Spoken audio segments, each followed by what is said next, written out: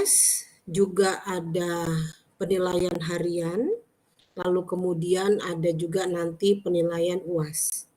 Ya, rencanaku UAS akan dilakukan sama dengan UTS. Ya, sama lah seperti UTS. Saya akan menggunakan media e-learning sebagai tempat bagi kita melaksanakan UAS nanti. Dengan tata cara, prosedur, sistem, kegiatan yang sama. Ya, nah, karena sesuai dengan surat edaran dari jurusan bahwa semester 4 ya itu melaksanakan perkuliahannya secara tatap muka gitu ya, jadi offline. Cuman saya fleksibel saja.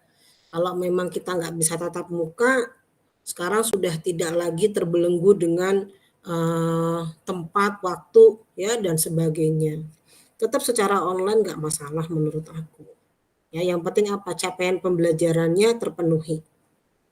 Ya, kalau menurut aku sih simpel aja, kita dibikin sederhana aja seperti itu. Ya. Namun bila mana nanti UAS ya informasi dari jurusan menyatakan bahwa harus dilaksanakan secara tatap muka, ada suatu keharusan gitu ya pelaksanaannya tatap muka, ya nggak apa-apa kita laksanakan di kampus ya kegiatan dari UAS nanti. Namun tetap platform yang akan kita gunakan itu adalah e-learning. Jadi tetap nanti menggunakan e-learning, semua teman-teman menjawabnya langsung di e-learning. Walaupun ya physically ya kita berada rame-rame semuanya di kampus ya karena keharusan tersebut. Tapi kalau nggak ada keharusan ya udah nggak apa-apa, sama kayak UTS aja, bebas Anda mau ngerjain di mana aja nggak masalah ya. Yang penting tadi sarana dan prasarananya tolong untuk diperhatikan agar tidak ada kendala ya. Itu mengenai UTS, mengenai UAS sedikit sudah saya informasikan. Hari ini saya akan masuk ke materi yang baru, itu mengenai pajak penghasilan pasal 21. Ini materi baru yang apa ya? Ada kaitannya dengan materi yang sebelumnya gitu ya. Namun tidak semuanya gitu ya, tidak semuanya terkait. Ya, ada beberapa bagian yang terkait. Ya. Untuk materinya saya sudah share file Excel ya ke grup kelas seingat aku ya, itu mengenai materi apa ini ya, perpajakan ya seperti ini file Excel yang sudah saya informasikan kepada Anda. Apakah sudah terlihat yang saya share screen? Sudah, Bu. Oke, baik ya. Jadi teman-teman sudah bisa melihat semuanya. Ini materi ini sudah teman-teman punya semua, silakan dibuka di dokumen Anda masing-masing. Jika dalam saya menampilkan tidak terlihat oleh Anda, silakan dibuka di dokumennya masing-masing. Tapi kalau udah kelihatan ya pakai ini aja. Nah, ini materi yang baru mengenai PPh pasal 21.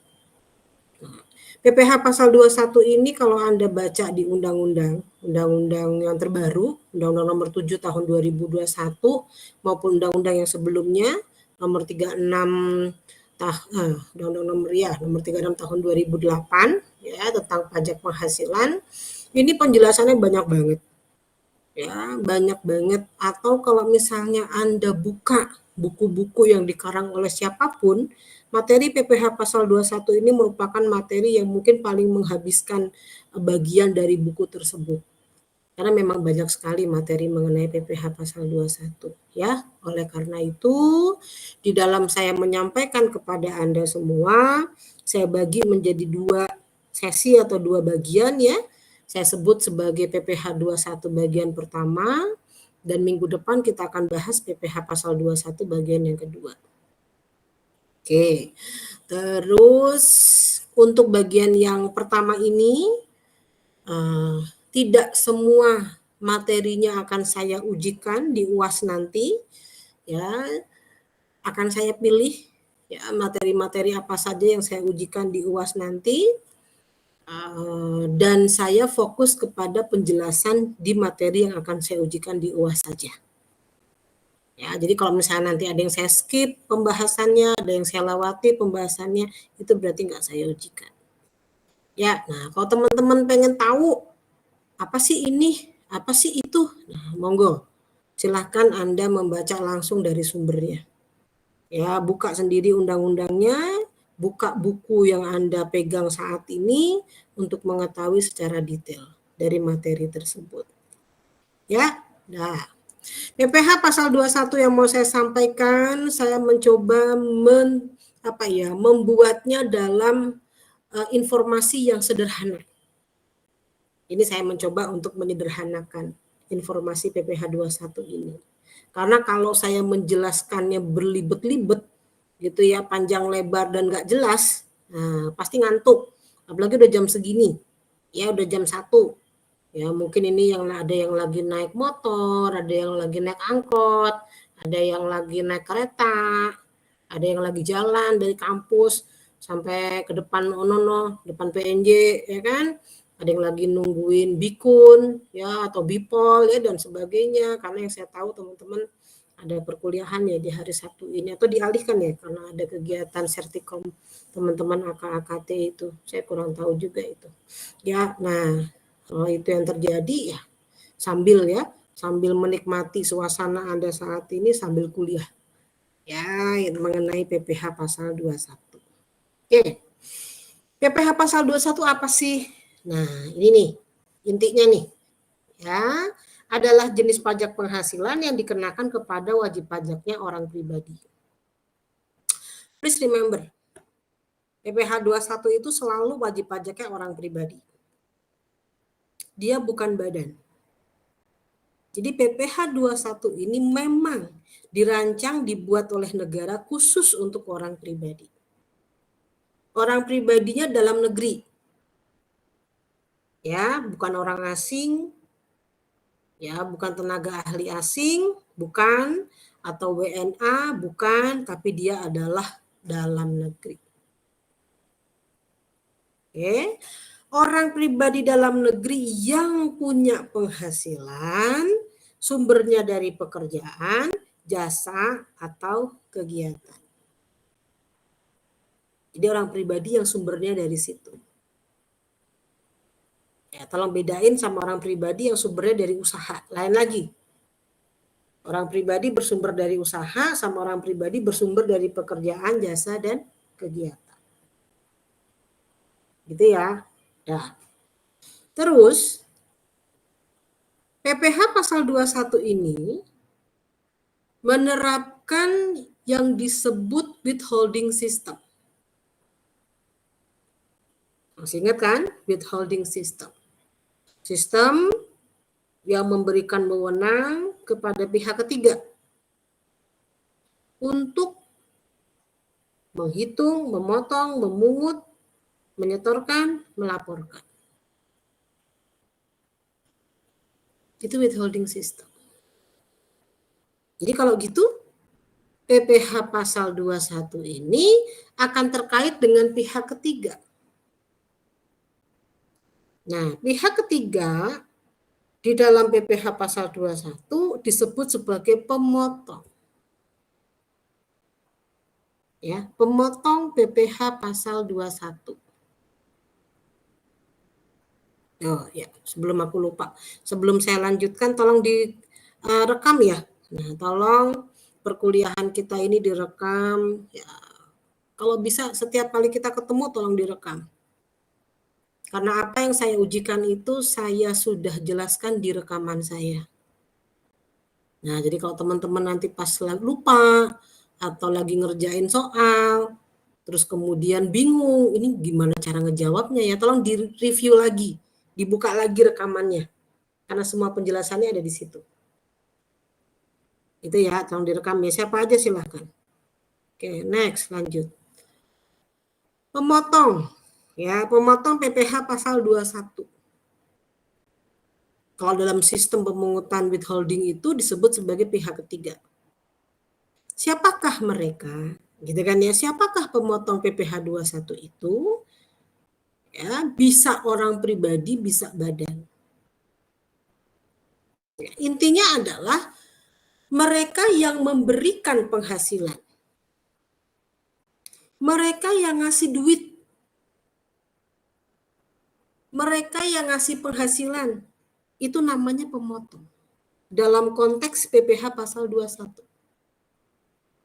Ya, tolong dipahami, ini kita frame-nya lagi di PPh 21. Ya, dalam konteks PPh 21, yang namanya pemotong itu adalah yang ngasih duit.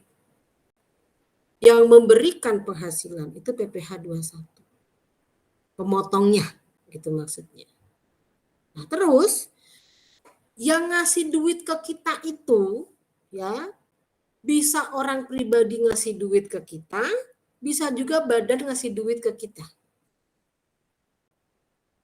Sehingga pemotong PPh 21 ini bisa orang pribadi, bisa badan. Kalau di kasusnya saya, karena saya ini adalah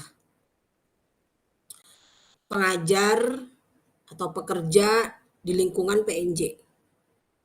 Berarti yang ngasih duit ke saya PNJ. Kalau gitu pemotongnya siapa? PNJ. Posisinya badan. PNJ adalah badan. Jadi kalau misalnya Anda bingung nanti pas Anda lagi kerja gitu, ya, atau Anda bikin usaha, terus ada yang nanya, emang yang motong PPh 21 siapa? Nah, Anda flashback lagi, Anda ingat, oh iya, prinsipnya adalah yang ngasih penghasilan sama kita. Itu pemotong PPh pasal 21. Nah, di sini ada 5, tolong dibaca sendiri siapa saja mereka itu. Nah, lalu kemudian sebagai pemotong, ya, jika nanti kita berada di posisi sebagai pemotong, ya, ada hak dan kewajiban yang harus kita penuhi. Haknya apa sih? Kita boleh minta kelebihan pembayaran PPh 21 ini untuk direstitusi atau untuk dikompensasi. Kita bisa mengajukan salah satu dari kedua pilihan itu. Ya, salah satunya. Kita bisa minta permohonan jangka panjang waktu penyampaian SPT. Kita juga bisa minta mengajukan atau pengajuan keberatan. Ini hak kita. Lalu apa kewajiban kita sebagai pemotong? Kewajiban kita sebagai pemotong adalah pastinya yang pertama harus punya NPWP. Ya, tidak mungkin kita memotong pajaknya orang kalau kita nggak punya NPWP. Nah, supaya bisa punya NPWP, gimana? Mendaftarkan diri ke KPP. Ya, sekarang sudah canggih. Ya, teman-teman bisa menggunakan aplikasi yang disiapkan oleh DJP. Ya, bisa masuk tuh ke www.pajak.go.id. Ya, itu kan website DJP itu. Insya Allah apa yang Anda mau cari di sana ada semua. Berkaitan dengan pajak maksudnya ya, yang berkaitan dengan pajak. Nah, lalu sebagai pemotong harus mandiri. Ambil sendiri, cari sendiri. Ini juga berkaitan dengan self-assessment system. Ya, jadi kita harus bisa nih. Kalau kita butuh formulir ini, nah, jangan manja. Ya, googling, cari di situs-situs yang ada. Nah, situs resmi maksudnya ya, jangan yang abal-abal ya, yang resmi. Banyak sekarang form yang sudah secara online ya, bisa kita unduh, ya, bisa kita cari ya datanya. Jadi kita tidak lagi terpenjara dengan waktu dan tempat. Ya, itu. Lalu kita sebagai pemotong harus bisa ngitung pajak. Motong mungut pajak. Nyetorin PPh 21-nya dan melaporkan PPh 21-nya. Jadi, pada kasus saya, yang menghitung, memotong, menyetorkan, melaporkan PPh 21 saya adalah PNJ. Semua dilakukan oleh PNJ. Terus PNJ nanti bikin bukti potong. Nih, bukti potong. Yang mana bukti potong tersebut nanti akan diberikan kepada saya. Ya. Setiap pegawai karyawan yang ada di PNJ ini akan menerima semua bukti potong tersebut.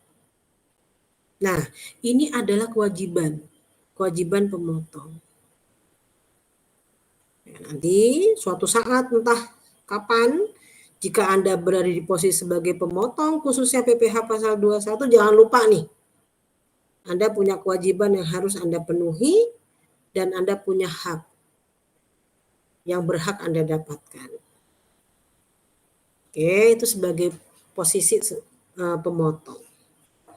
Lalu, kalau gitu Bu, siapa nih yang nerima penghasilan? Yang menerima penghasilan dalam konteks PPh pasal 21 disebut sebagai wajib pajak atau subjek pajak. Wajib pajak atau subjek pajak PPh pasal 21. Pastinya orang pribadi, ya. Orang pribadi yang sebutannya pegawai. Dibedakan menjadi pegawai tetap, pegawai tidak tetap. Orang pribadi yang menerima uang pesangon. Ya. Terus bukan pegawai. Anggota Dewan Komisaris, mantan pegawai, peserta kegiatan. Ya, orang pribadi tersebut, si wajib pajak yang masuk kategori wajib pajak PPh pasal 21 ini, nah bisa macam-macam nih sebutannya mereka. Tahu dari mana Bu mereka masuk dalam salah satu kategori ini? Kontrak kerja. Di kontrak kerjanya gimana? Anda kalau kerja harus pakai kontrak kerja dong. Jangan mau kalau nggak ada kontrak kerjanya. Nanti mereka bisa sewenang-wenang sama Anda nanti. Ya, kita sebagai penerima penghasilan, sebagai apa sebutannya karyawan atau pegawai atau apapun itu, ya, sebelum Anda mulai bekerja, ya, dibicarakan secara baik-baik dengan pihak perusahaan atau tempat Anda kerja, kita membutuhkan kontrak kerja. Kalau mereka nggak mau bikin, ya udah nggak usah kerja di situ. Ini saran saya. Nggak mau ngasih kontrak kerjanya Bu, ya jangan kerja di situ. Anda nggak punya kekuatan hukum nanti sebagai pekerja. Gitu. Dan perusahaan yang baik pasti membuat kontrak kerja dengan semuanya. Apalagi dengan pegawainya. Nah, itu kalau di apa ya namanya ya, di masyarakat. Kalau di soal ujian saya sebutin. Kalau di soal ujian saya sebutin di soal saya. Apakah dia pegawai tetap, pegawai tidak tetap, penerima uang pesangon, bukan pegawai, itu saya sebutin di soal saya. Ya, Anda kalau masuk ke e-learning, di situ ada soal yang sudah saya upload, ya bisa Anda download soal tersebut. Ini adalah soal latihan PPh pasal 21 sampai dengan PPh pasal 26. Ini adalah soal latihan yang Anda kerjakan selama minggu ke-10 ini sampai dengan minggu ke-17. Ya, sampai dengan minggu menjelang UAS. Ini soalnya sudah jadi satu di sini semuanya. Oke. Kalau Anda perhatikan di soal saya, khususnya di PPh pasal 21, saya akan menyebutkan. Dia pegawai tetap, saya sebutkan di soal saya. Ya, pegawai tetap, saya sebutkan di soal saya. Pegawai tetap, saya sebutkan. Memiliki NPWP, ya. Tidak memiliki NPWP juga saya sebutkan, tidak memiliki NPWP. Pegawai tetap, saya sebutin lagi. Jadi mahasiswa nggak bingung. Ya, nggak bingung dia. Ini pegawai tetap atau bukan? Penerima uang pesangon atau bukan? Oke.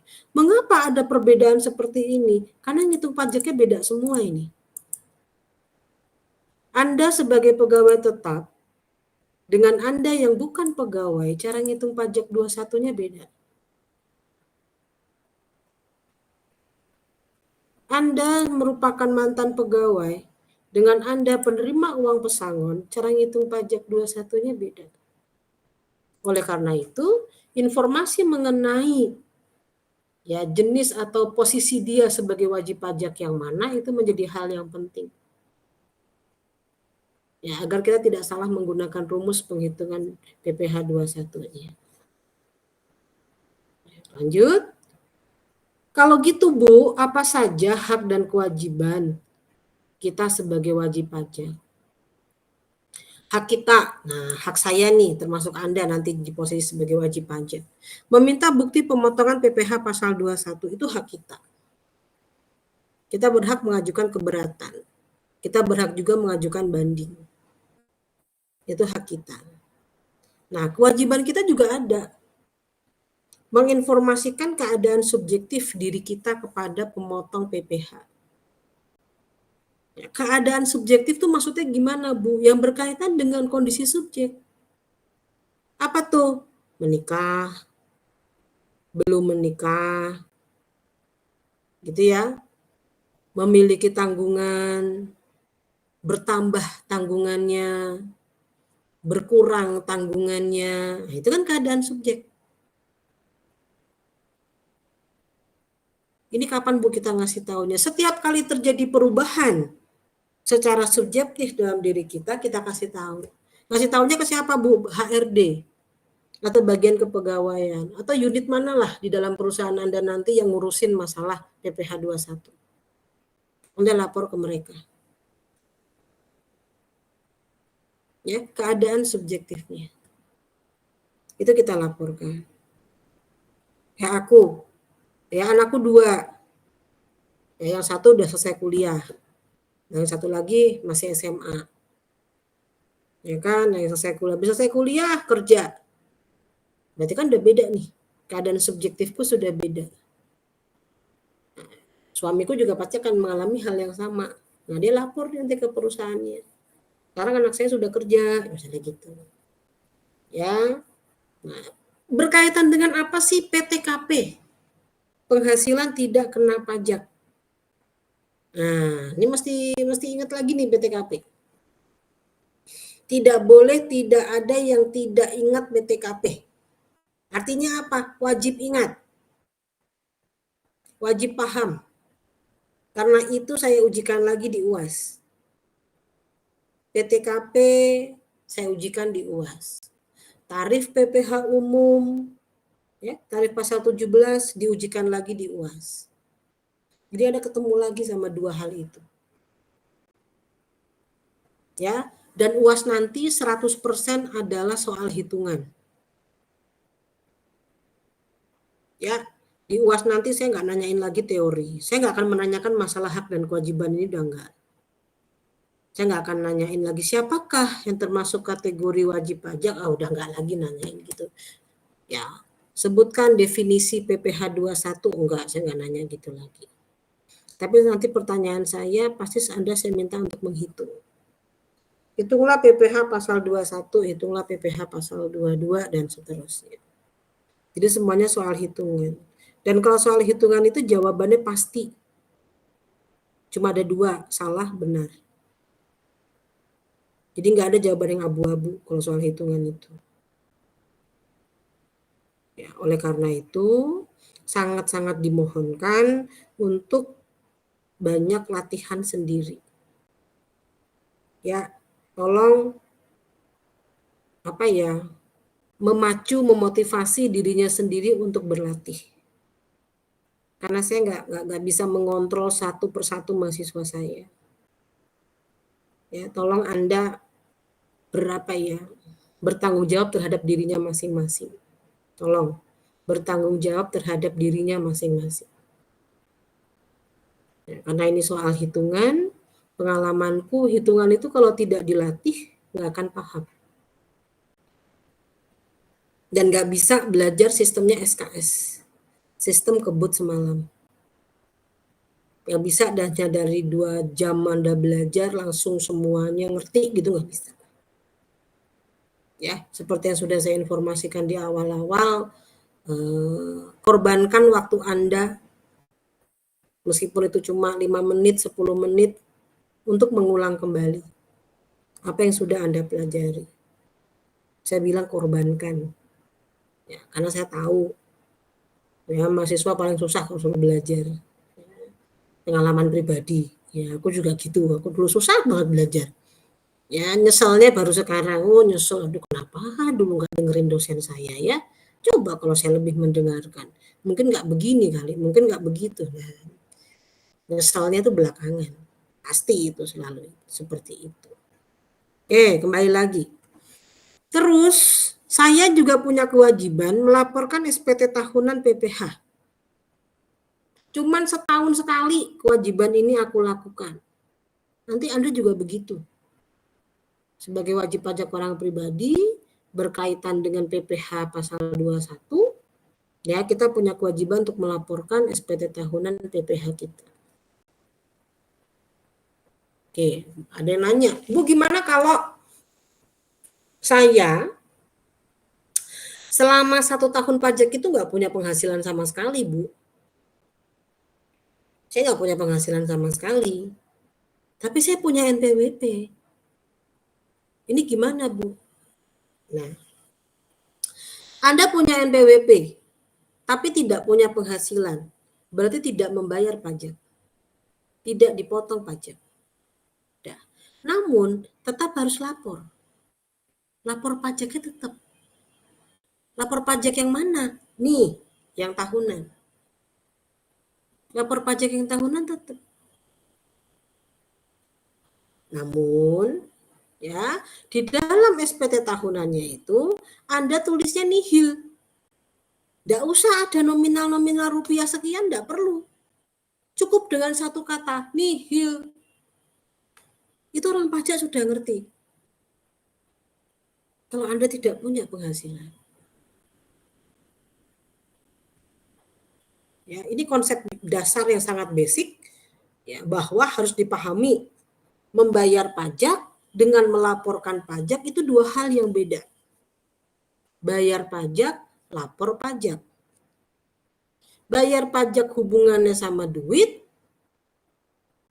ya, ke lembaga keuangan bayarnya.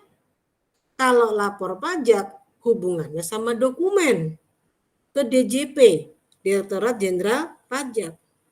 Kan lembaganya udah beda nih yang nerima. Nah, ini kadang yang tidak dipahami oleh wajib pajak. Gitu ya, itu hak dan kewajiban. Lalu Bu, dari semua penghasilan yang diterima oleh kita, apakah semuanya kena PPh pasal 21? Ya. Ya, semuanya dikenakan PPh pasal 21 terkait dengan pekerjaan, jasa, kegiatan yang kita lakukan. Ya, sehingga objek atau penghasilan yang dipotong PPh pasal 21 ini ya, terdiri dari ada yang dikenakan pajak tidak final, ada yang masuk kategori dikenakannya pajak final. Masih ingat ya, membedakan antara tidak final dengan final. Nah, di PPh 21 dalam pengelompokan penggolongan objek PPh-nya ini ada dua. Ada yang masuk kategori tidak final objek tersebut, ada yang masuk kategori final. Apa saja Bu yang tidak final? Penghasilan diterima pegawai tetap. Penghasilan diterima pensiunan, penerima pensiun. Penghasilan pegawai tidak tetap. Imbalan kepada bukan pegawai. Imbalan peserta kegiatan. Penghasilan berupa uang pesangon. Penghasilan diterima anggota Dewan Komisaris. Penghasilan mantan pegawai. Penghasilan berupa penarikan dana pensiun. Dan penghasilan khusus. 10 masuk kategori PPh, objek PPh pasal 21 tidak final. Ada 10. Dari 10 ini, enggak semuanya saya ujikan. Ya, saya hanya mau bahas yang biru-biru aja. Itu yang saya ujikan. Kalau yang saya tulis dengan tinta merah, wah ya, yang saya blok ini dengan warna merah ini, berarti tidak diujikan. Kenapa nggak diujikan Bu? Kebanyakan. Ya, banyak banget materinya nanti kalau diujikan. Baru PPH 21. Ya, masih ada 22, 23, 24, 25, 26. Masih ada beberapa PPH lagi yang harus Anda pelajari. Ya, nanti habis tenaganya di 21 kalau semuanya diujikan. Oke. Dan ini tidak diujikan. Lalu yang masuk kategori penghasilan objek PPH 21 final adalah uang pesangon dibayarkan sekaligus. Uang manfaat pensiun, tunjangan hari tua, jaminan hari tua dibayarkan sekaligus. Ya, honorarium yang diterima PNS ASN. Ini 3 ini masuk kategori yang final. Diujikan, Bu? Ya. Ini masuk ke kategori yang saya ujikan nanti juga. Lanjut. Dari semua ini ada yang masuk kategori dikecualikan, alias penghasilan tidak dipotong PPH pasal 21. Apa saja tuh? Pembayaran manfaat atau santunan asuransi dari perusahaan asuransi. Penerimaan bentuk natura. Iuran pensiun dibayarkan kepada dana pensiun. Zakat, beasiswa. Masuk kategori dikecualikan. Oke. Berarti gimana kalau dikecualikan? Tidak dikenakan pajak. Dalam hal ini pajaknya jenisnya PPH pasal 21. Nah, terus yang paling penting gimana cara ngitung pajaknya? Ngitung PPH 21 gimana? Kagak ribet. Gampang kok. Rumus basicnya cuma ini doang, tarif dikali dasar pengenaan pajak.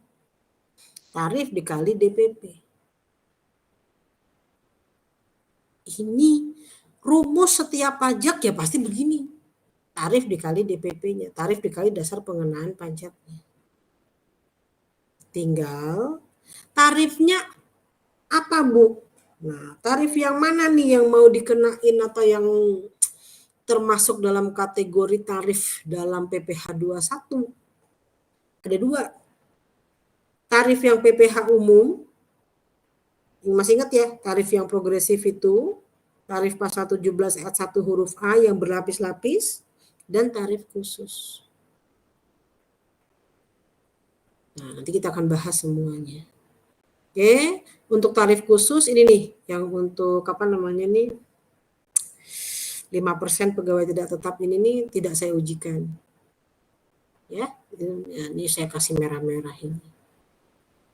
Sedangkan untuk dasar pengenaan pajaknya, ya yang mau saya ujikan itu berkaitan dengan PKP, penghasilan kena pajak. Jadi dasar pengenaan pajaknya itu bisa berupa PKP, bisa berupa penghasilan bruto, bisa berupa 50% dari penghasilan bruto, bisa juga 50% dari jumlah kumulatif penghasilan bruto.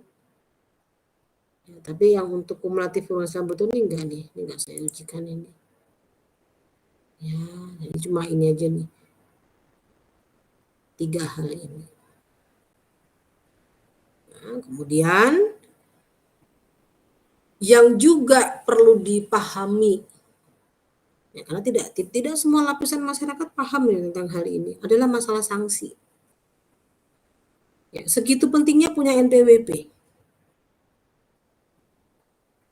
Apalagi berkaitan dengan pasal 21.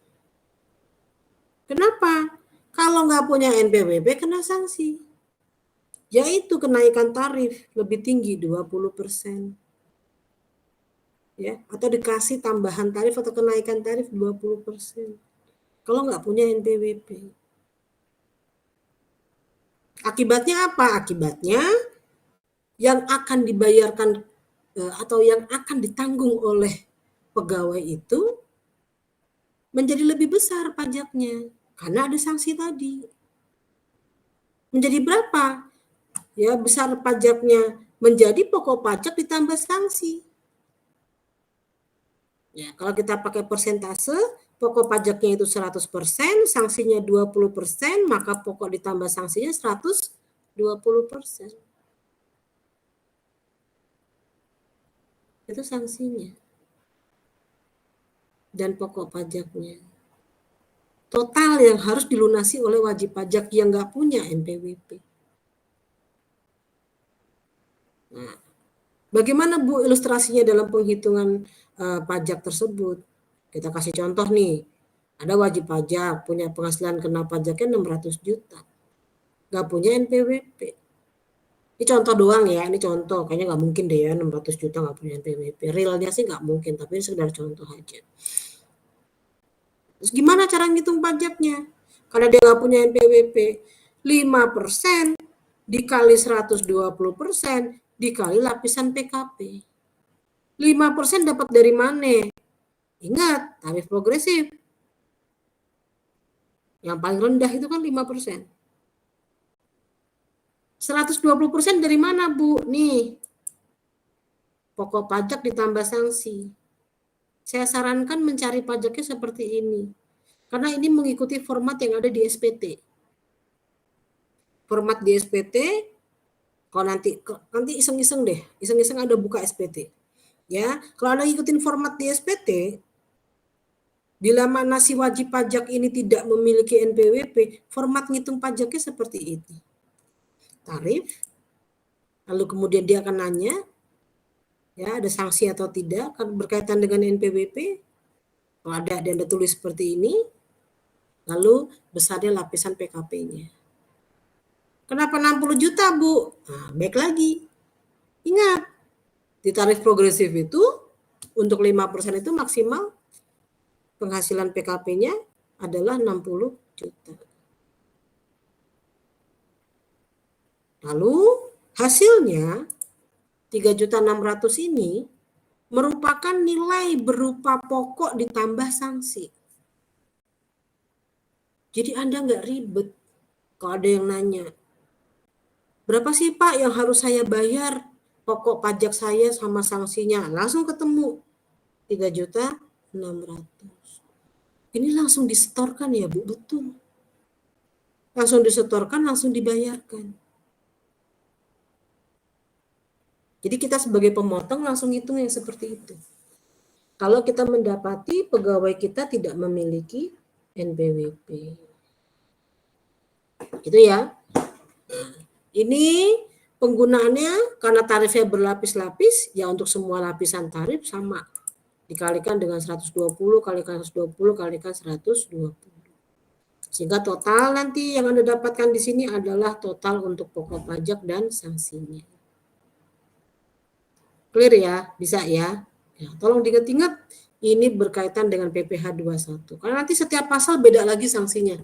PPh pasal 22 kalau nggak punya NPWP lain lagi, 23 lain lagi ya, dan seterusnya.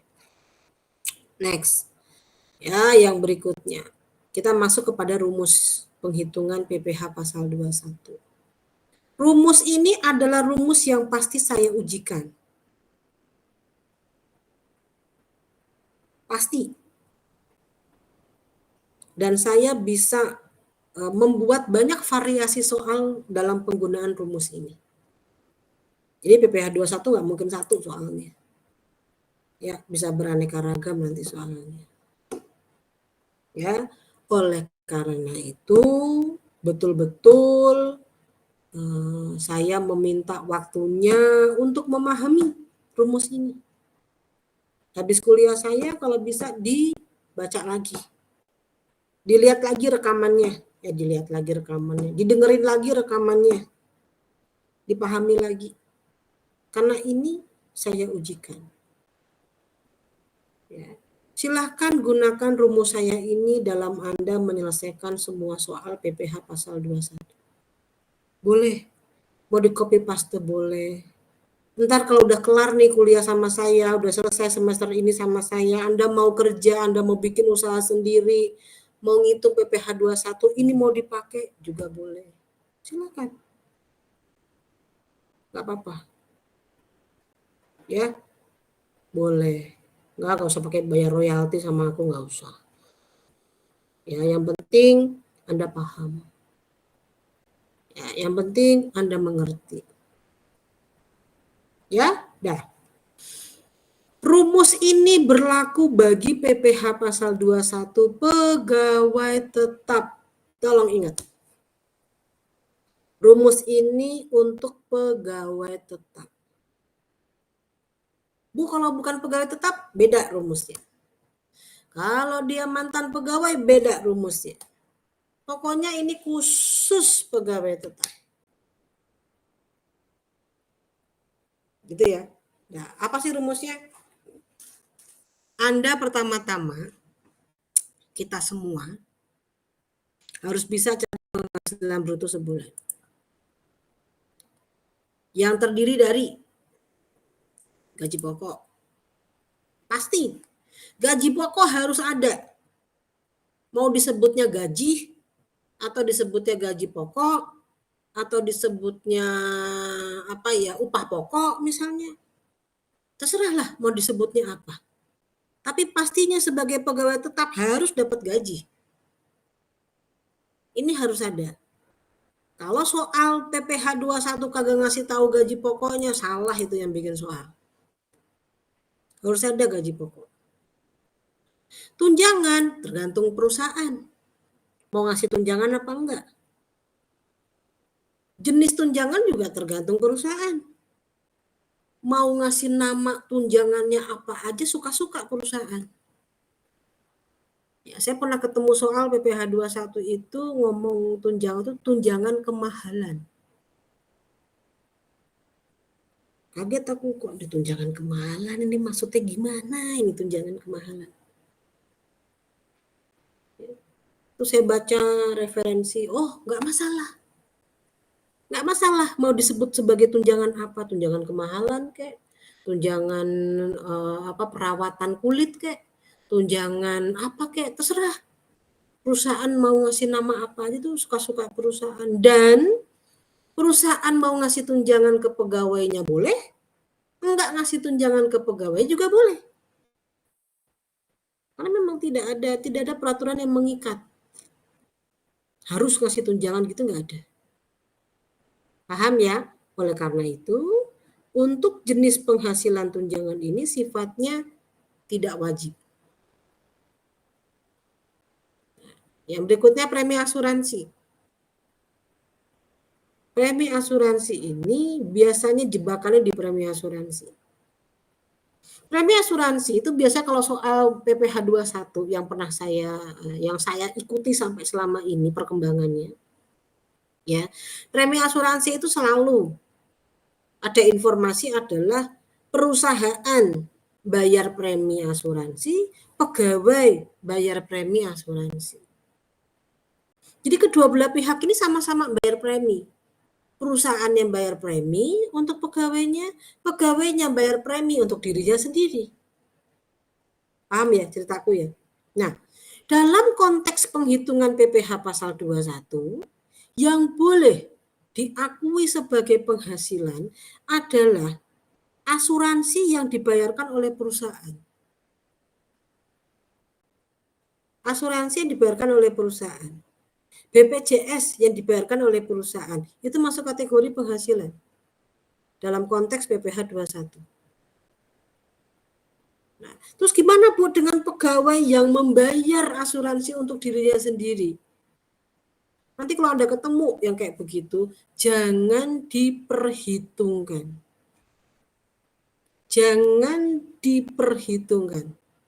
Tidak boleh menjadi penambah penghasilan, tidak boleh menjadi pengurang penghasilan.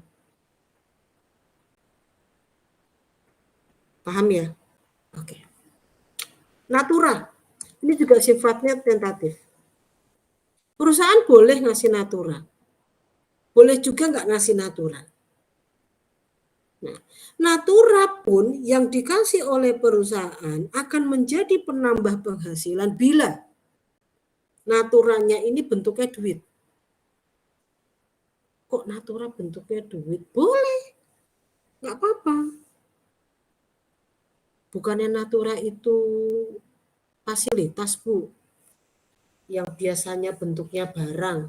Ya, betul. Definisi natura memang seperti itu. Tapi ada perusahaan, ya mungkin dia nggak pengen ribet, atau mungkin dia nggak, supaya dia juga ngitungnya nggak susah atau gimana, nggak tahu lah apa alasan perusahaan itu, mereka lebih suka ngasih natura dalam bentuk uang. sah-sah saja, boleh-boleh saja. Nah, jika natura itu dalam bentuk uang menambah penghasilan, tapi jika naturanya dalam bentuk barang, ya, atau selain uang lah, selain uang, natura itu, maka tidak boleh menjadi penghasilan. Ya, tolong diingat-ingat ya, tidak boleh menjadi penghasilan. Uang lembur, boleh perusahaan ngasih uang lembur, boleh juga nggak ngasih uang lembur.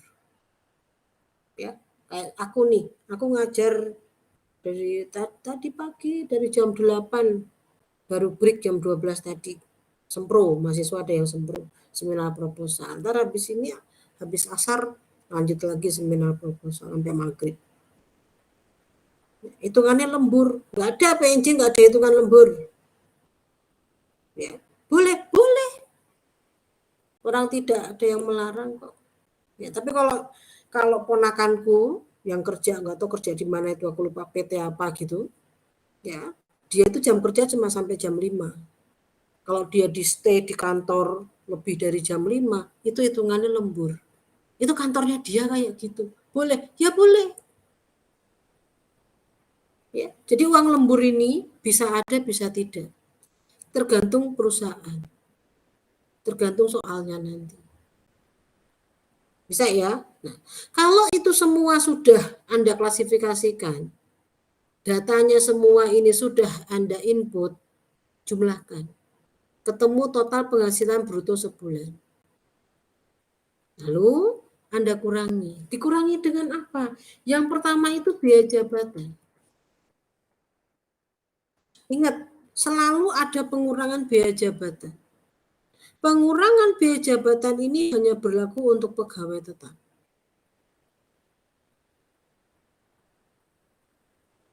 Bila mana nanti pegawainya ini bukan pegawai tetap, nggak ada. Tidak ada yang namanya biaya jabatan, itu nggak ada. Bisa diterima ya? Dah. Berapa nilainya? Ya, dihitung dari 5% dikali bruto. 5% dikali bruto, maksimal 500.000 sebulan. Maksudnya gimana Bu? Jika hasil perkalian 5% dikali bruto sama dengan, ya, melebihi, bukan sama dengan ya, melebihi 500.000, maka angka yang Anda tulis di sini yang maksimalnya 500.000. Tetapi bila hasilnya kurang dari 500.000, ya angka yang Anda tulis di situ yang kurang dari 500.000. Lanjut. Iuran pensiun atau iuran tunjangan hari tua atau iuran jaminan hari tua yang ditanggung oleh pegawai itu juga menjadi pengurang. Ini juga menjadi pengurang. Ini kadang juga menjadi jebakan bagi kita. Karena apa? Ternyata jenis iuran ini kadangkala yang menanggung itu tidak hanya pegawai, perusahaan juga ikut nanggung. Jadi dua pihak yang nanggung. Pegawainya nanggung, perusahaannya nanggung. Nah gimana?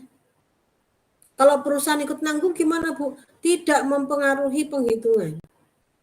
Jangan dikurangi, jangan ditambahkan. Yang boleh di sini adalah yang ditanggung oleh pegawai. Clear ya? Oke. Jumlahkan, ketemu total pengurangan. Kemudian bruto sebulan dikurangi total pengurangan, ketemu neto sebulan. Anda kalikan 12, ketemu neto setahun. Kurangi dengan PTKP. Kamu kan PTKP lagi? Penghasilan tidak kena pajak. Tolong kembali ke materi mengenai PTKP. Kalau teman-teman yang sudah paham, oke, good. Ya, dipertahankan pemahamannya. Karena pasti ketemu lagi. Yang belum paham, mari dipelajari lagi. supaya jadi paham PTKP. Ya, lanjut. Bruto setahun kurangi PTKP, hasilnya PKP. PKP kalau udah ketemu, kalau angkanya keriting, saya nyebutnya angkanya keriting. Kalau angkanya keriting, Anda lurusin. Maksudnya gimana Bu? Dibulatkan dalam ribuan ke bawah. Baru Anda kalikan dengan tarif. Ketemu deh PPh pasal 21-nya. Tarifnya, tarif yang mana? Tarif yang progresif. Saya ulang lagi nih, tarif progresif nih. No. Saya ulang lagi. Harus teguh. Ya, tarif progresif. Tidak hanya sekedar mengingat dan menghafal lapisan-lapisan ini, yang paling penting juga adalah gimana cara make tarif itu. Makanya gimana sih tarif itu? Itu juga menjadi hal yang penting. Ya, Anda jumlahkan, ketemu PPh pasal 21 setahun, bagi 12, ketemu PPh pasal 21 sebulan. Umumnya, ini umumnya ya, umumnya setiap kasus PPh 21 itu meminta kita untuk mencari PPh 21-nya sebulan, umumnya. Seperti itu. Namun tidak menutup kemungkinan pertanyaannya setahun juga. Yang ditanyakan itu tidak menutup kemungkinan. Ya, oke, ini rumusnya. Sekarang kita lihat bagaimana toh cara menggunakan rumus ini. Teman-teman yang punya bukunya Siti Resmi, tolong dibuka halaman 194. Di situ ada wajib pajak namanya Tommy Hakim, pegawai tetap. Ya, dari informasi yang disampaikan, kita ketahui bahwa Tommy Hakim itu cuma dapat gaji pokok doang, 6 juta. Tulis. Ini nanti bisa di copy paste nih rumus ini nih, ya. Rumus ini kan ada kopas saja. Udah, kata-katanya sama, tulisannya sama, angka-angkanya ya diikuti angka yang ada di soal. Tunjangan nggak ada Bu, nol kan. Premi nggak ada, nol. Natura nggak ada, uang lembur nggak ada, nol Bu. Berarti Tommy cuma gaji pokok saja. Boleh. Ini menjadi penghasilan bruto sebulan. Ya, kurangi dengan biaya jabatan. Biaya jabatannya bagaimana cara ngitungnya? 5% dikali bruto. Ketemu angkanya 300.000. Kurang daripada 500. Ya ini yang kita pakai.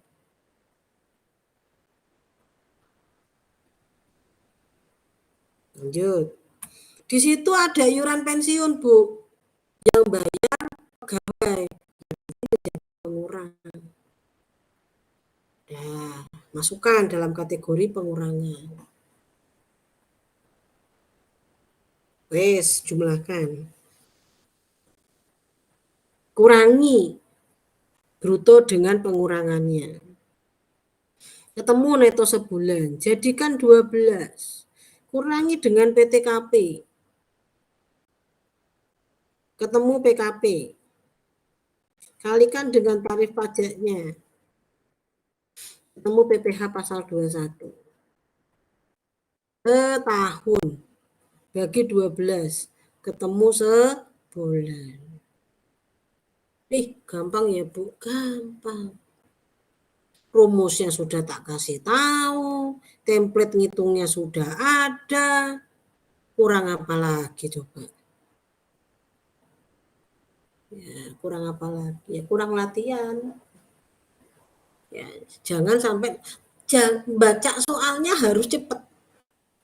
Makanya kemarin itu pada saat UTS soal sudah bisa Anda unduh 10 menit sebelum dimulainya kegiatan UTS.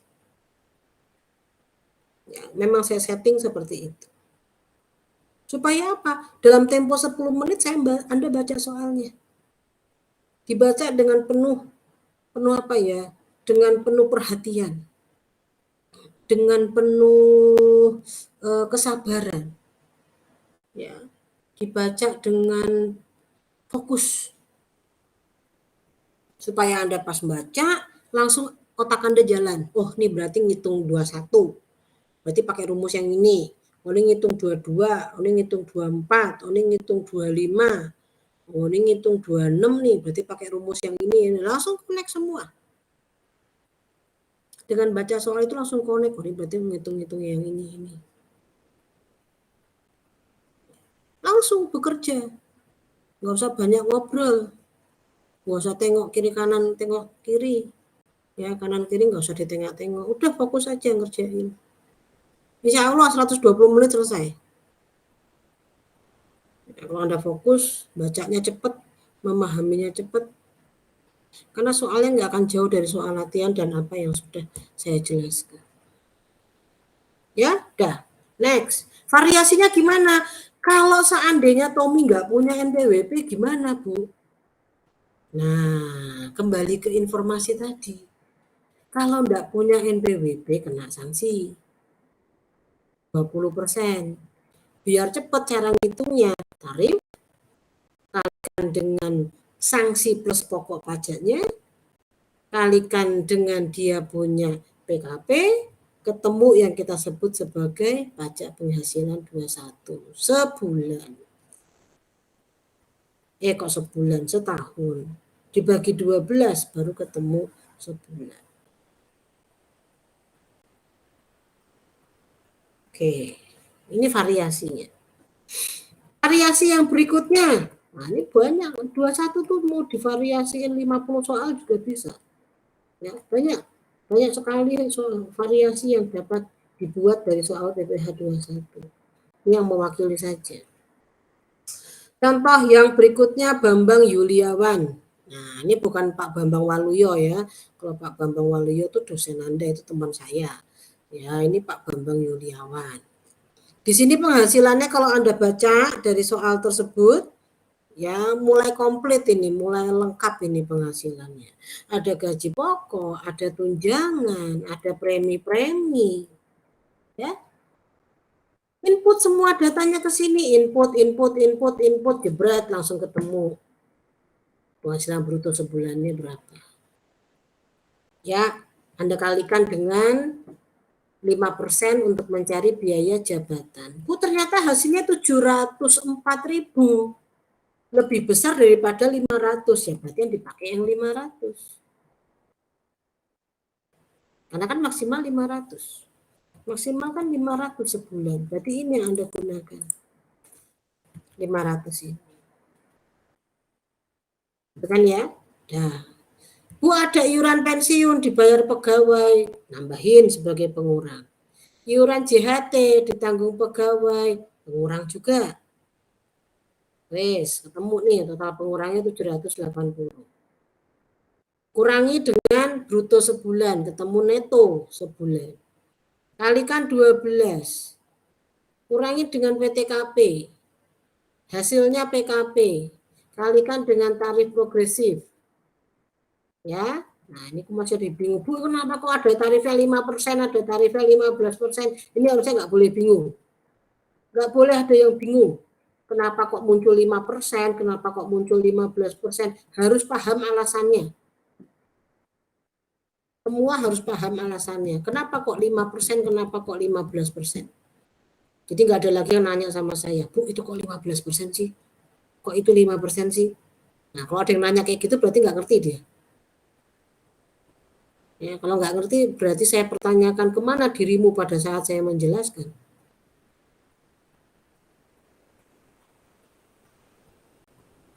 Ya, jadi harus ngerti. Kenapa kok 5%, kenapa kok 15%?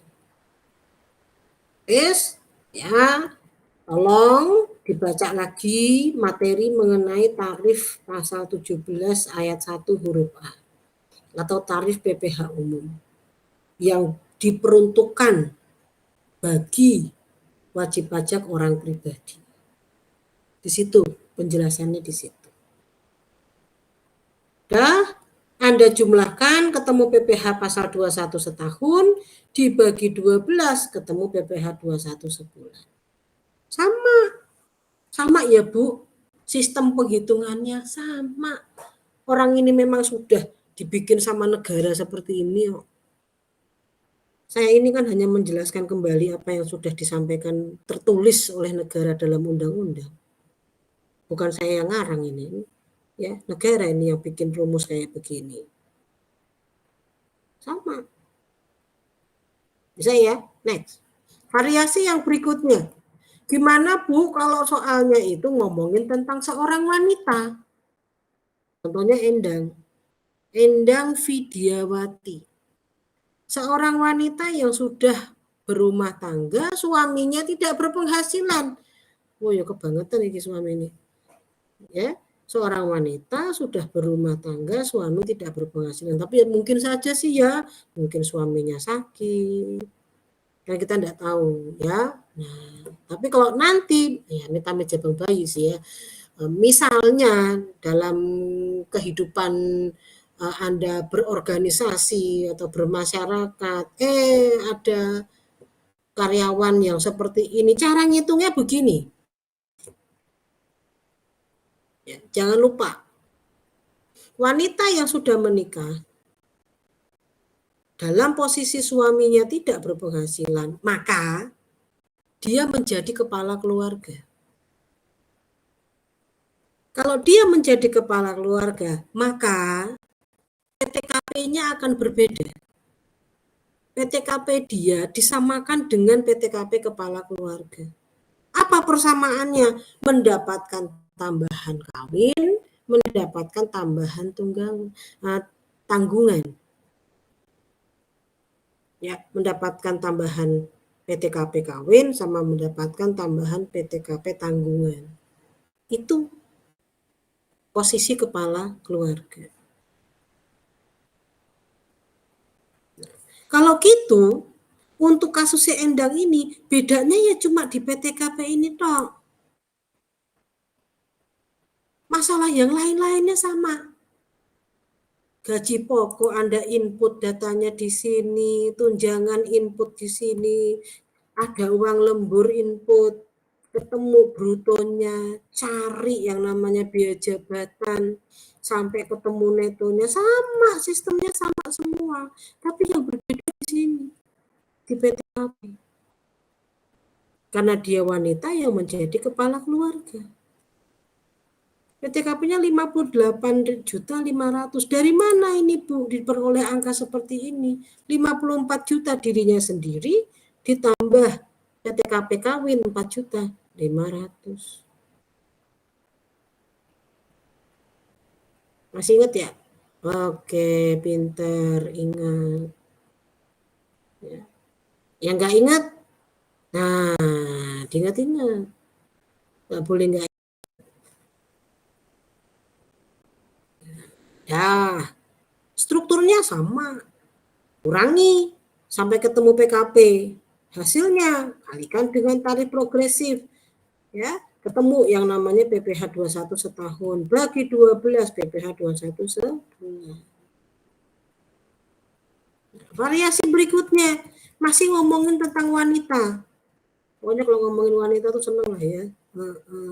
Wanita diciptakan oleh Tuhan dengan berbagai ragam. Ya, nih, wanita sudah menikah, suami berpenghasilan. Beda lagi. Wanita sudah menikah, suami berpenghasilan. Beda dengan tadi. Wanita menikah, suami tidak berpenghasilan.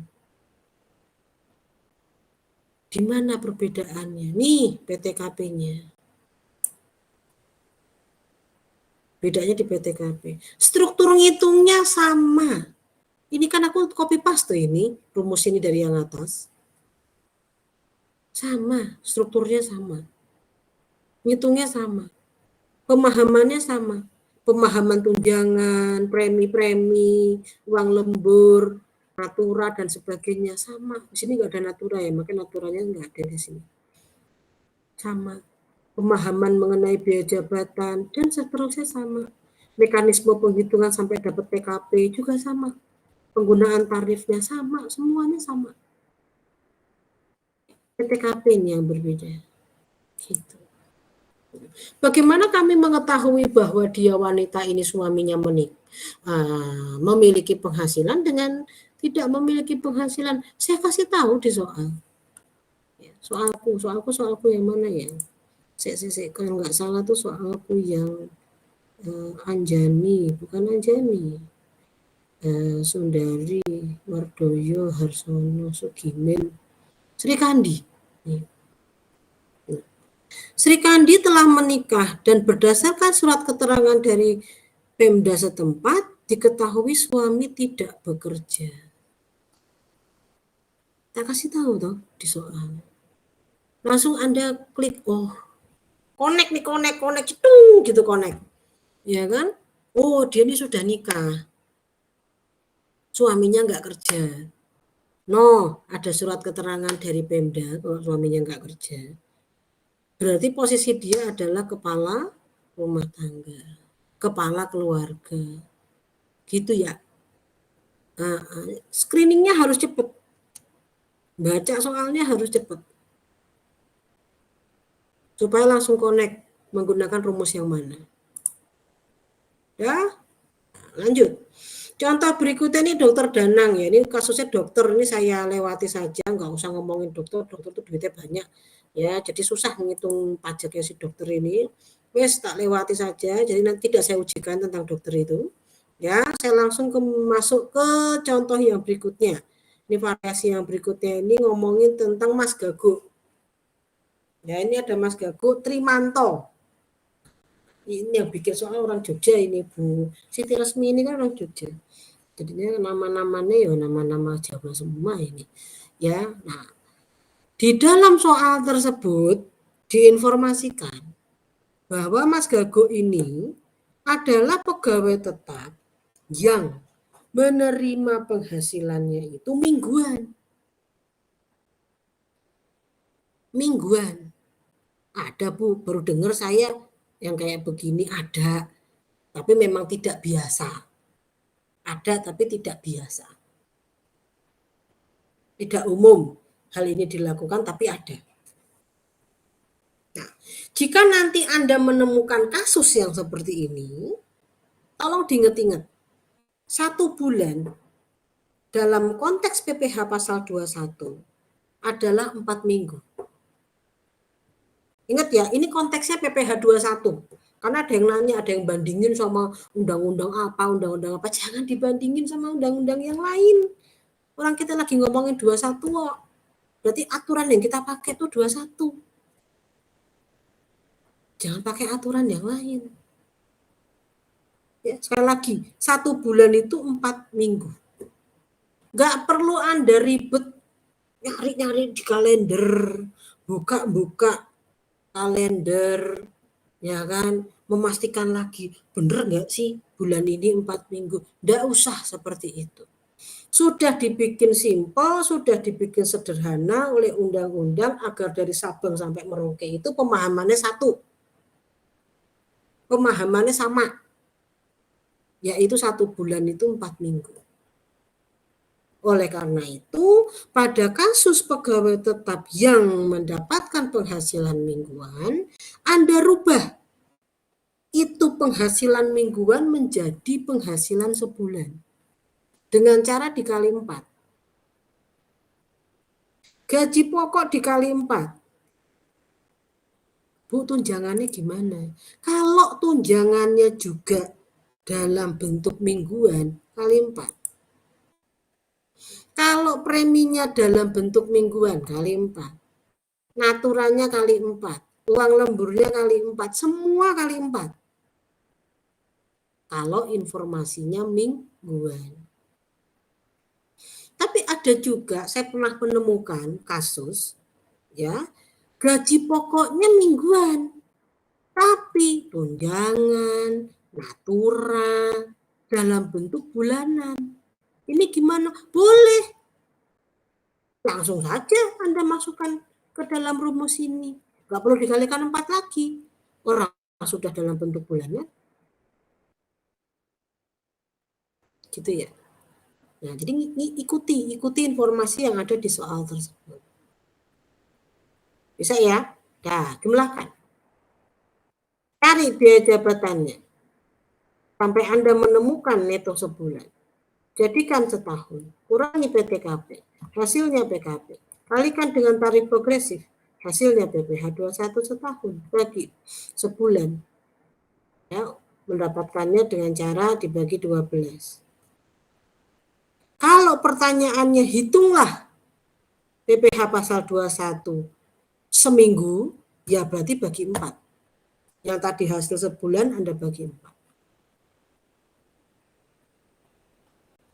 Nah, ini variasi yang berikutnya. Ya, yang kesekian, tadi yang kesekian berapa aku lupa.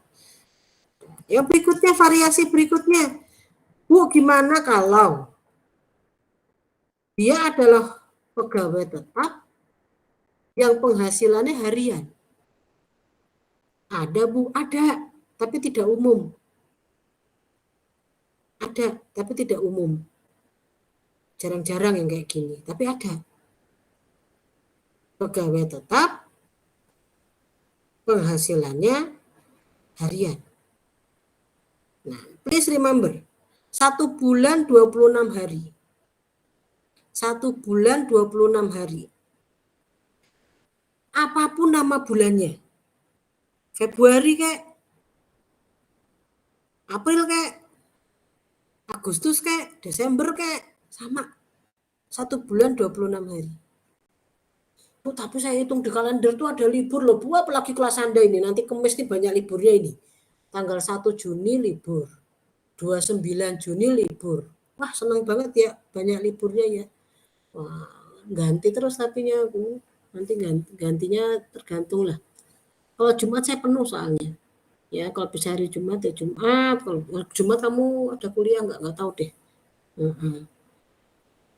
Tuh tidak dipengaruhi dengan libur. Mau libur nasional, libur internasional, libur PNJ, nggak ngaruh. Pokoknya tetap 26. Tolong diingat-ingat ya, tetap 26. Kalau gitu Bu, yang tadinya upah sehari dirubah menjadi sebulan. Dengan cara kalikan 26. Sama tunjangan, uang lembur, dan seterusnya sama. Ya, Anda cari sebulannya semua. Kalau udah ketemu penghasilan bruto sebulan, struktur yang lainnya sama. Biaya jabatan, iuran pensiun kalau ada, JHT kalau ada. Sampai ketemu neto sebulan, jadikan neto setahun, kurangi dengan PTKP, ketemu PKP, kalikan dengan tarif progresif. Ketemu PPh setahun. Bagi 12, PPh sebulan. Jika diminta untuk mencari PPh sehari, ya dibagi 26. Jangan dibagi 30 ya, dibagi 26. Kalau mencari PPh 1 hari. Nah, ini adalah variasi-variasi yang paling sering ditemui di lapangan maupun di soal-soal ujian untuk perpajakan. Oke. Yang berikutnya, kalau Anda melihat di bukunya Siti Resmi, ini sudah saya infokan, saya blog ya di sini, halaman sekian, tidak saya ujikan ini materi ini.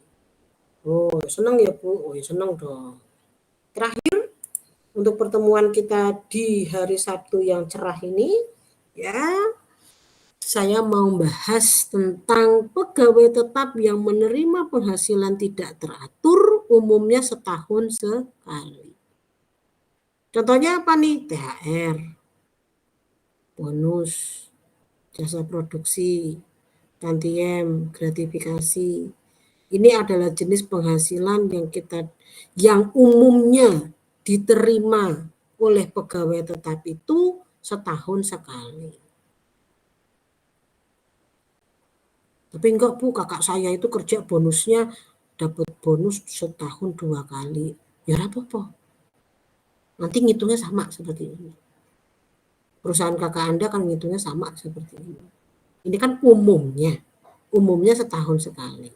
Kayak THR, tunjangan hari raya. Lah aku dapat THR itu cuma setahun, cuma sekali kok. Dalam setahun itu hari raya itu kan cuma setahun sekali toh. Enggak ada hari raya Idul Fitri itu setahun sampai 6 kali gitu. Wah, nek kayak gitu ya seneng banget aku. Ya, enggak ada. Setahun cuma sekali tok hari raya dapat THR-nya. Oke, ini juga menjadi materi yang saya ujikan di UAS. Bila Anda mendapatkan kasus yang seperti ini, ada 3 tahap penghitungan yang harus Anda lakukan. Yang pertama, Anda hitung dulu PPh pasal 21 atas gaji setahun dan penghasilan tidak teratur tersebut. Kedua, Anda hitung PPh pasal 21 khusus hanya untuk gajinya saja. Ketiga, ya, Anda kurangkan tahap pertama dengan tahap kedua, selisihnya adalah tahap ketiga. Jadi PPh pasal 21 atas penghasilan tidak teratur itu diperoleh dari ya PPh 21 gaji dan tidak teratur dikurangi PPh 21 gaji. Paham ya? Contoh. Ini ada karyawan namanya Joko Kurnain. Wah, bukan Joko Widodo ya. Kalau Joko Widodo itu Pak Presiden. Ya, meskipun nama Joko Widodo banyak, mungkin tidak hanya satu ya di Indonesia ini. Mungkin ada beberapa nama Joko Widodo. Kebetulan nama Pak Presiden kita Joko Widodo. Kebetulan juga soalnya di sini pakai Joko. Ya, padahal nama Joko itu banyak ya. Itu teman suamiku namanya Joko. Itu yang jualan sayur di pasar Kemiri sini ini namanya juga Mas Joko juga itu. Kalau aku biasa beli sayur sama Mas Joko juga. Terus yang jualan ayam di mana itu, pasar mana itu aku lupa. Namanya juga Mas Joko juga itu. Wah, ya. Temanku kok orang-orang pasar ya. Wah, biasa karena suka belanja ke pasar ya. Kadang ngobrol sama orang-orang pasar. Dah, lanjut. Ini Mas Joko. Nah, Pak Joko lah ya. Pak Joko Kurnain ini terima bonus. Oke. Bonusnya berapa sih yang dia dapatkan? 10 juta. Kita dikasih tugas, hitungin dong PPh bonusnya itu berapa. 10 juta ini akan dikenakan pajaknya berapa? Karena dia pegawai tetap, nggak bisa ujuk-ujuk langsung kita kalikan tarif gitu, nggak boleh. Harus melalui 3 tahapan tadi. Karena dia pegawai tetap. Gitu ya. Nah, kalau dia bukan pegawai tetap, gimana? Kayaknya jarang deh bukan pegawai tetap dapat bonus itu. Ya, paling imbalan kelebihan palingnya. Kalau bonus itu biasanya kan salah satu bentuk apresiasi ya. Salah satu bentuk mengapresiasi hasil kerja pegawai itu kan dengan memberikan bonus. Nah, salah satunya itu kan diberikan untuk pegawai tetap ini. Ya, oke. Ngitung tahap yang pertama. Sama, kita harus cari penghasilan brutonya. Tapi penghasilan bruto yang di sini adalah penghasilan bruto setahun. Adalah penghasilan bruto setahun. Ini penghasilan bruto setahun. Agak beda sama cara-cara yang sebelumnya. Oleh karena itu, sejak awal dalam kita mengklasifikasikan gaji, tunjangan, premi, dan seterusnya, ini sudah kita setahunkan semua ini. Gajinya setahun, gaji pokoknya, tunjangannya setahun, preminya setahun, natura setahun, uang lemburnya setahun.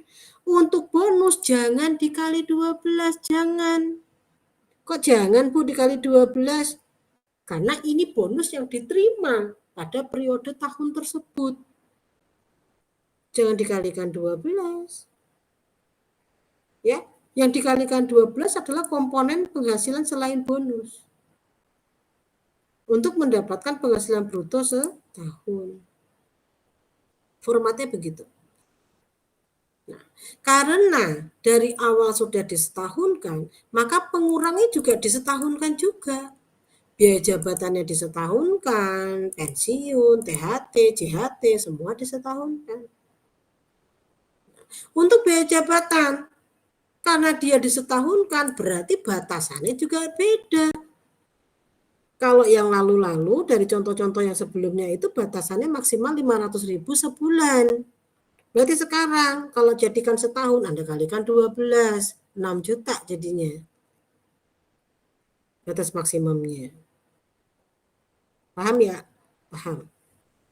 Di total, pengurangan setahun.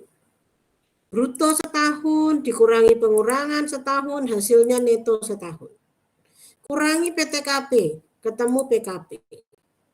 Anda kalikan dengan tarif progresif, ketemu PPh setahun. Stop sampai PPh setahun. Stop sampai pajak penghasilan setahun. Jangan Anda bagi 12. Langsung loncat ke penghitungan tahapan yang kedua, yaitu penghitungan PPh pasal 21 atas gajinya saja atau penghasilan yang teratur saja. Nah, ini Anda mau pakai cara yang tadi, contoh-contoh yang sebelumnya itu boleh, di mana bulanan dulu gitu ya, lalu kemudian dijadikan setahun gitu boleh. Atau mau pakai caranya Siti Resmi yang ada di bukunya beliau itu juga boleh. Ya, jadi di buku tersebut kalau Anda perhatikan caranya beliau itu dari awal sudah disetahunkan. Gajinya disetahunkan, tunjangan dan seterusnya disetahunkan, hanya yang membedakan di sini tidak ada bonus. Kok nggak ada bonus, Bu? Nah, ini kan tahap yang kedua. Itulah yang membedakan dengan tahap yang pertama. Oke, sini ada bonus. Di sini nggak ada bonusnya. Di sini nggak pakai bonus. Wes, ketemu penghasilan bruto setahun. Lanjut sampai ketemu pengurangan bla bla bla dan seterusnya, dapat neto setahun, kurangi dengan PTKP, ketemu PKP, lalu kemudian Anda kalikan dengan tarif, ketemu yang namanya PPh pasal 21 setahun. Tahap kedua. Tahap ketiganya gimana, Bu? Nah, tadi hasil tahap pertama dikurangi tahap kedua, selisihnya adalah tahap ketiga. Jadi, PPh pasal 21 atas bonusnya 475.000. Kalau gitu, Pak Joko dapat bonus 10 juta, pajaknya 475.000. Pajak atas bonusnya saja. Gitu. Bisa ya? Bisa. Ini adalah materi kita terakhir untuk hari ini. Dah, sampai sini saja yang mau saya sampaikan kepada Anda semua. Mudah-mudahan dapat diterima dengan baik yang saya sudah sampaikan ini. Untuk penugasannya minggu ini hanya mengerjakan latihan soal PPh pasal 21 nomor 1 sampai dengan nomor 10. Dah, itu saja yang Anda kerjakan. Yang lainnya menjadi penugasan berikutnya. Itu pun enggak semuanya kayaknya nanti dikerjakan. Ya, itu saja yang Anda kerjakan. Oke deh. Ada yang mau ditanyakan sampai dengan yang sudah saya informasikan ini? Atau mungkin sudah cukup jelas? Gimana, ada yang mau ditanyain? Nggak ada. Gilang mau nanya nggak? Gilang? Paling mau nanya ini Bu, yang soal sampai nomor 30 Bu kerjainnya. Enggak, 1 sampai 10 saja. Oh, sampai 10 aja. Iya, itu aja Bu.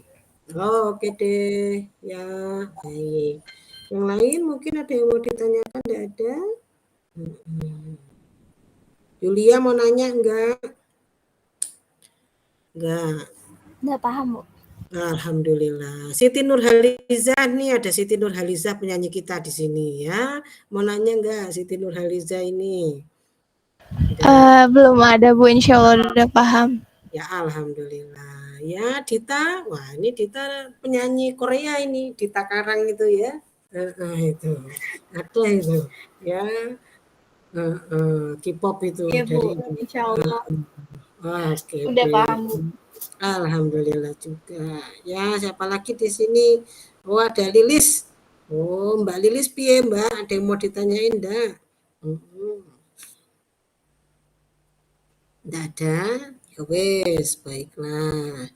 Oh, ada siapa tadi di sini ya? Oh, alhamdulillah ini ya semuanya bisa ikut, bisa join kelasnya Ibu di Sabtu yang cerah ini ya. Oh, Sabtu kuliah. Wah, hebat Anda Sabtu kuliah ya. Kalau yang lain mah Sabtu udah jalan-jalan ya. Kemana-kemana ya. Oke deh. Baiklah kalau gitu aku rasa cukup informasi yang sudah saya sampaikan kepada Anda berkaitan dengan penghitungan dan pemahaman PPh pasal 21. Tolong dikerjakan penugasannya ya. Penugasannya tolong dikerjakan, disubmit ya, jangan lupa karena itu menjadi salah satu komponen penilaian. Ada beberapa penugasan yang sudah saya nilai ya, kalau nggak salah penugasan yang minggu keberapa itu, minggu kedua, ketiga, sama keempat itu nggak salah yang sudah saya nilai. Coba dicek deh nanti di e-learning. Ya, nah teman-teman jangan sampai kosong ya, diupayakan jangan kosong untuk penugasannya, karena itu betul-betul sangat membantu. Ya, itu saja dari aku. Sampai ketemu minggu depan. Salam sehat buat kita semua. Saya lagi terima kasih. Ya, dimanapun Anda berada, tolong selalu menjaga kesehatan. Ya, oke guys. Sampai ketemu lagi minggu depan. Ya, wassalamualaikum warahmatullahi wabarakatuh. Dadah semuanya. Waalaikumsalam. Terima kasih Bu. Oke, baik.